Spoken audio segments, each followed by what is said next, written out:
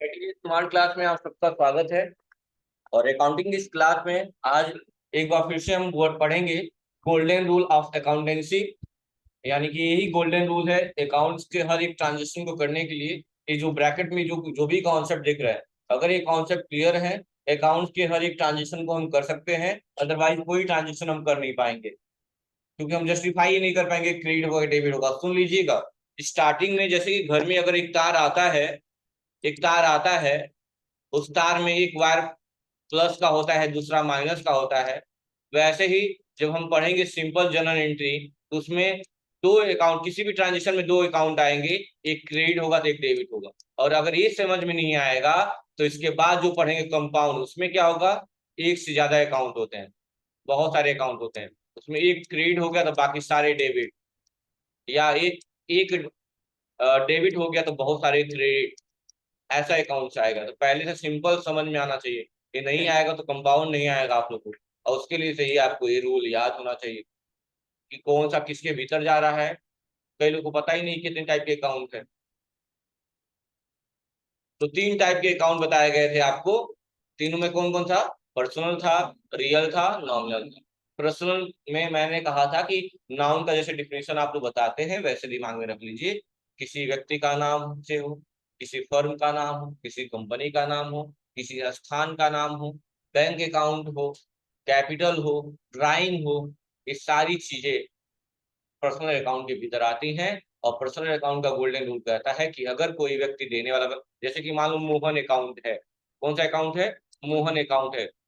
तो मोहन एक नाम है, इसे पता चल गया कि ये पर्सनल अकाउंट है। अब कोई पूछेगा क्रेडिट है कि डेबिट है, तो नहीं बता सकते हैं। तब स्टेटमेंट आना चाहिए कि मोहन देने वाला है या मोहन पाने वाला है। अगर देने वाला होगा तो क्रेडिट, अगर मोहन पाने वाला होगा तो डेबिट। लेकिन अगर कैपिटल की बात आएगी, ड्राइंग की बात आएगी, तो इसके लिए कोई स्टेटमेंट की रिक्वायरमेंट नहीं है। कैपिटल का निशान हमेशा क्या होता है? प्लस, यानी कि क्रेडिट होता है। और ड्राइंग का निशान हमेशा क्या होता है? माइनस, यानी कि डेबिट होता है। ये दिमाग में सेट करके रखना है। इसका नेचर पहले से ही फिक्स है, ये चीजें दिमाग में सेट होनी चाहिए। ड्राइंग क्या करता है? पूंजी को घटाता है, घटाता है इसलिए माइनस, माइनस का मतलब डेबिट। कैपिटल का मतलब पूंजी है, पूंजी का नेचर हमेशा क्रेडिट। लाइबिलिटी का नेचर हमेशा क्रेडिट होता है, एसेट्स का नेचर हमेशा डेबिट होता है। ठीक है। बाकी स्टेटमेंट आएगी कि एसेट्स, ये याद रखिएगा, जब भी एसेट्स इंक्रीज करेंगे तो वो डेबिट कहलाएंगे, और जब भी एसेट्स डिक्रीज करेंगे तो क्या कहलाएंगे? क्रेडिट कहलाएंगे। इंक्रीज करेंगे, बढ़ेंगे तो डेबिट, और घटेंगे तो क्रेडिट होगा, ऐसा होगा। यानी संपत्ति खरीद के लाते हैं अपने दुकान में, तो संपत्ति बढ़ती है घटती है? बढ़ती है ना। इसलिए संपत्ति आती है तो संपत्ति को डेबिट किया जाता है, क्योंकि बढ़ रही है। और वही बेचते हैं तो संपत्ति जाती है, और जाती है तो कम होती है, कम होती है मतलब घटती है, घटती है तो इसको क्रेडिट कहते हैं। उल्टा है इसमें। यानी जब भी एसेट्स की वैल्यू या एसेट्स बढ़ेंगे, इंक्रीज करेंगे, तो उसका नेचर डेबिट हो जाएगा। जब भी एसेट्स की वैल्यू या एसेट डिक्रीज करेंगे, उसकी वैल्यू क्या हो जाएगी? क्रेडिट हो जाएगी। याद रखिएगा, ये दिमाग में रखिएगा, या लिखना चाहते हो लिख सकते हैं कि एसेट्स इंक्रीज करता है तो डेबिट, एसेट्स डिक्रीज करेगा तो क्रेडिट, ऐसा लिख सकते हैं आप।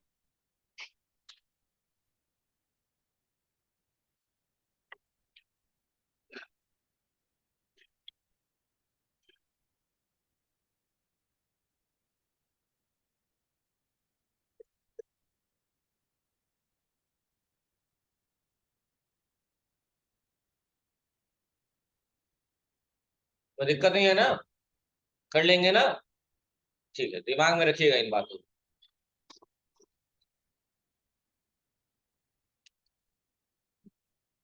अब जैसे कोई भी पूछता है आपसे अकाउंट, तो आपको सबसे पहले तो ये बताना पड़ेगा। तीनों में से कोई पूछेगा, ये देखो क्वेश्चन पूछने का तरीका क्या होगा। जैसे मैं पूछ लूं आपसे, इन्वेस्टमेंट कौन सा अकाउंट है, तो कौन सा अकाउंट है, तो तीन अकाउंट होते हैं, पर्सनल, रियल, नॉमिनल। तो पहले तो आपको ये बताना है कि इन्वेस्टमेंट किस अकाउंट के भीतर आता है, कौन सा अकाउंट है, मतलब किस अकाउंट के भीतर आता है, पर्सनल, रियल, नॉमिनल। तो पहला तो आंसर होगा आपका रियल अकाउंट के भीतर आएगा।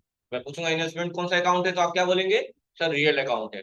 अब पूछूंगा उसका नेचर क्या होगा, तो नेचर दो होते हैं, क्रेडिट होगा या तो डेबिट होगा। वो तो बात की बात है, जब आएगा स्टेटमेंट तो उसमें क्लियर कर पाएंगे, लेकिन ये दिमाग में रखेंगे इस बात। मैं बोलूँ पोस्टेज अकाउंट, पोस्टेज का मतलब क्या होता है?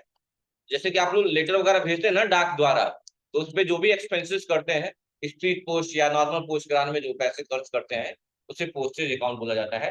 जैसे कि मान लो हमारा संस्था ही है और हम किसी के अधीन है और हमें बार बार कोई चीज भेजना पड़ता है, किसी के पास फैक्स करना पड़ता है या पोस्ट कराना पड़ता है, होता है ना कई बार। जैसे मान लो यही एग्जाम वगैरह होते हैं जेईई मेंस के, पहले अभी तो नहीं हो रहा है आजकल। तो जो भी एग्जाम होते हैं टाइम की रिकॉर्डिंग होती है, लोग हार्ड डिस्क भेजते हैं पोस्ट के द्वारा।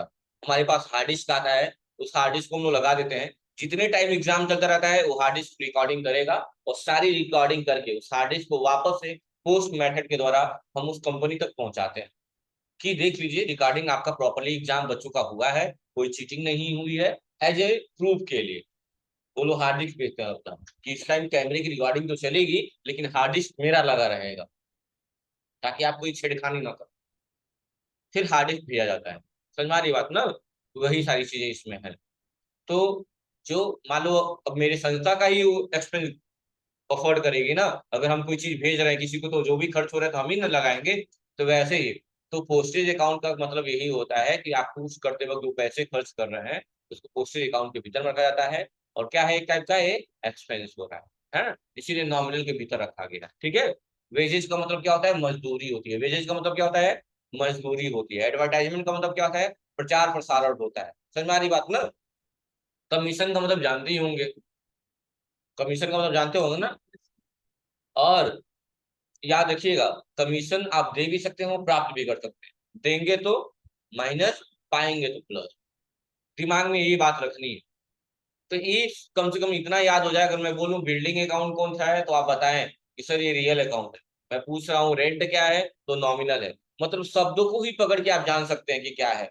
बस पर्सनल में दो चीजें अलग लगती हैं, एक तो कैपिटल और दूसरा क्राइम, यही दो अलग लगता है। बाकी तो बहुत आसान है, पर्सनल में सबसे आसान है। पर्सनल में नाम, किसी संस्था का नाम हो, किसी जगह का नाम हो, किसी व्यक्ति का नाम हो, बैंक अकाउंट हो, कैपिटल हो, ड्राइंग हो, तो पर्सनल अकाउंट। और पर्सनल का गोल्डन रूल कहता है कि अगर देने वाला है तो क्रेडिट और पाने वाला है तो डेबिट। और रियल के अकाउंट क्या कहता है कि कोई भी धन, वस्तु या संपत्ति व्यापार में आएंगी तो डेबिट करना है, क्रेडिट नहीं। कुछ लोग बोले हैं क्रेडिट करेंगे, लेकिन क्रेडिट नहीं होता है, डेबिट करते हैं। मैं बताया था कि जब आप कैश लेके आते हैं तो बैंक से किस चीज का मैसेज आता है? डेबिट का मैसेज आता है। यानी उस वक्त आपका कैश क्या रहा? डेबिट रहा। वही जमा करके आते हैं तो किस चीज का मैसेज आता है? क्रेडिट का। यानी कैश जाता है तो क्रेडिट होता है, कैश जा रहा है तो कैश की जगह कोई भी जा सकता है।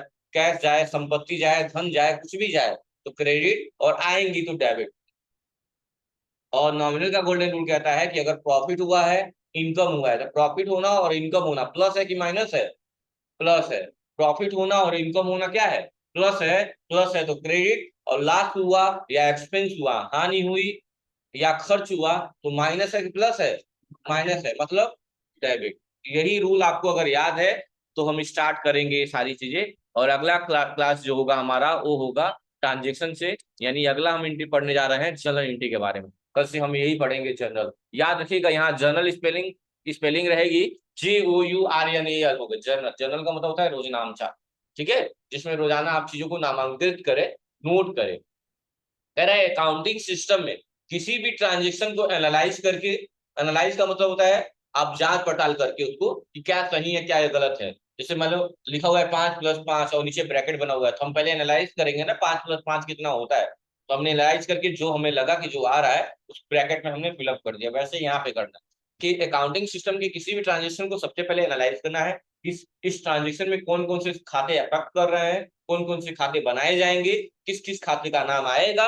एनालाइज करने के बाद हम जनरल बुक में उसकी एंट्री कर देते हैं, जिसे बुक्स ऑफ ओरिजिनल एंट्री भी कहते हैं।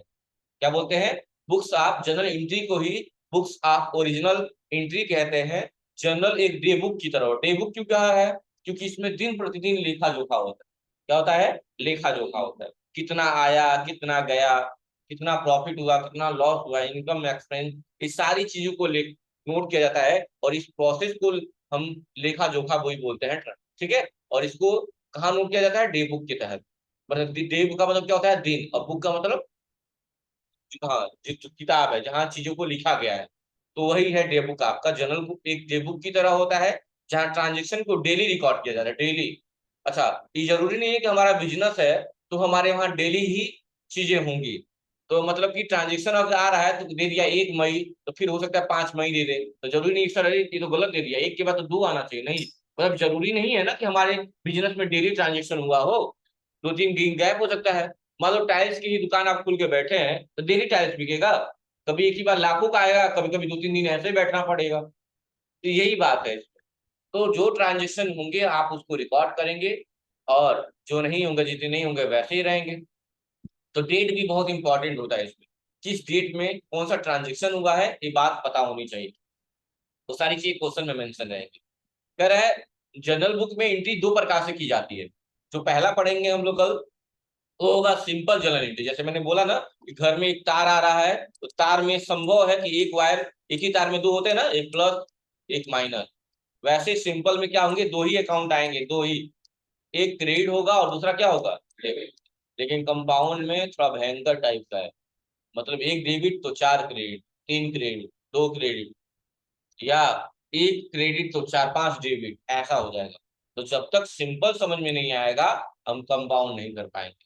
और सिंपल समझने के लिए ये आपको ब्रैकेट वाली चीजें क्लियर करनी पड़ेंगी। अगर ये क्लियर हो गया तो मैं गारंटी लेता हूँ कि एक एक क्वेश्चन आप कर पाएंगे।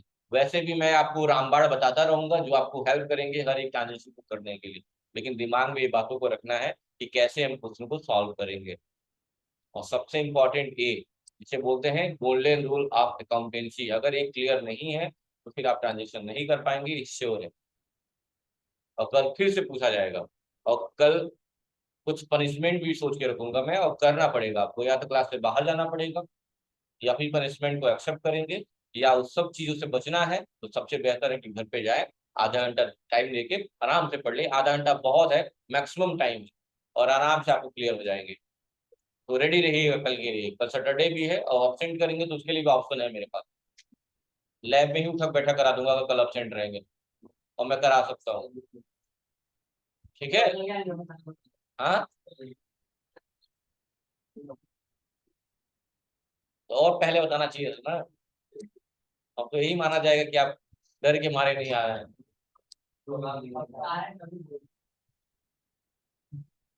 ठीक है, तो एक बार आपसे पूछ रहा हूं मैं, आप सब लोग बताइएगा कितने टाइप के अकाउंट होते हैं, कौन कौन से। पर्सनल, रियल, नॉमिनल, बहुत अच्छी बात है।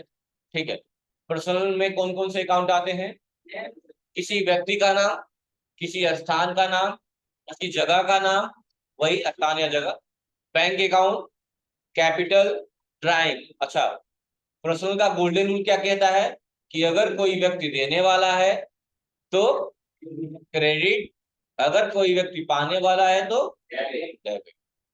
अच्छा, रियल अकाउंट को क्या कहा जाता है, इसको कहते हैं अकाउंट्स ऑफ एसेट, संपत्तियों का खाता कहा जाता है। यानी कि रियल अकाउंट में सिर्फ संपत्तियों की बात की जाती है, जैसे furniture, land and building, machinery, vehicles, stationery, investment, cash, ये सब क्या है, रियल अकाउंट। अच्छा, रियल अकाउंट का गोल्डन रूल क्या कहता है कि अगर कोई धन, वस्तु या संपत्ति व्यापार में आएंगी तो क्या करेंगे, डेबिट करेंगे। क्या करेंगे, डेबिट करेंगे।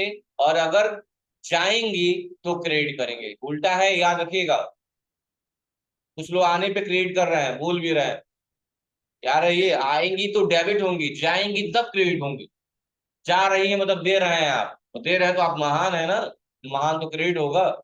अगला है नॉमिनल अकाउंट, जिसे लाभ हानि या आय और व्यय का खाता कहा जाता है। यानी ऐसे अकाउंट जिनको सुन के लगे कि यह इनकम या एक्सपेंस या प्रॉफिट या लॉस हो सकता है, ऐसे अकाउंट को नॉमिनल अकाउंट कहा जाता है।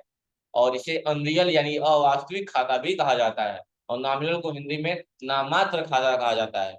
यानी इसमें कौन कौन से अकाउंट आएंगे, salary, advertisement, wages, rent, purchase, sales, postage, interest, commission, और भी जो चीजें आएंगी, ये सारी चीजें किसमें आएंगी, नॉमिनल अकाउंट में। और नॉमिनल का गोल्डन रूल कहता है कि प्रॉफिट होगा यानी कि लाभ होगा, इनकम यानी कि आय होगा तो प्लस यानी कि क्रेडिट, और लॉस यानी हानि होगी, या खर्च होगा तो माइनस यानी कि डेबिट। बस ये चीज अगर आपको क्लियर है तो हर एक क्वेश्चन कर पाएंगे। कल से हम स्टार्ट करेंगे। पहला क्वेश्चन यहाँ से ये रहा, as on 1 April Deepak commences business with RS 50,000। कल से क्वेश्चन स्टार्ट होगा, और जो लोग ऑप्शन करेंगे क्वेश्चन समझ में नहीं आएगा, वो आपका रिस्क होगा, आप अपने रिस्क पे जाइएगा, नहीं आएगा जो भी करना होगा, क्योंकि कल से क्वेश्चन स्टार्ट होगा, क्वेश्चन समझ में नहीं आएगा तो आप उसको एंट्री नहीं करेंगे। और ये याद रखिएगा, पूरा इसका एक सीरीज है, पहले जर्नल एंट्री, फिर लेजर की पोस्टिंग, फिर ट्रायल बैलेंस, फिर ट्रेडिंग अकाउंट, फिर पीएल अकाउंट, और फिर बैलेंस शीट, इतना है। और यहीं से स्टार्टअप है, यहीं से, और यहाँ फिनिशिंग है, और लास्ट में बैलेंस शीट बन जाएगा। अगर ये नहीं कर पाएंगे तो यहाँ तक कैसे पहुंच पाएंगे? यानी कि यहाँ पे हर एक कड़ी से कड़ी जुड़ी होनी चाहिए, फिर आप हर एक ट्रांजेक्शन, हर एक चीजों को प्रॉपर कर पाएंगे। एक दिन की क्लास बंद करेंगे तो नुकसान आपका होगा। तो आप अपने रिस्क पे आइएगा, नहीं आएगा वो अपना रिस्क देखिएगा, क्योंकि ये चीजें बार बार रिपीट नहीं की जाएंगी। ठीक है, चलिए, थैंक यू क्लास।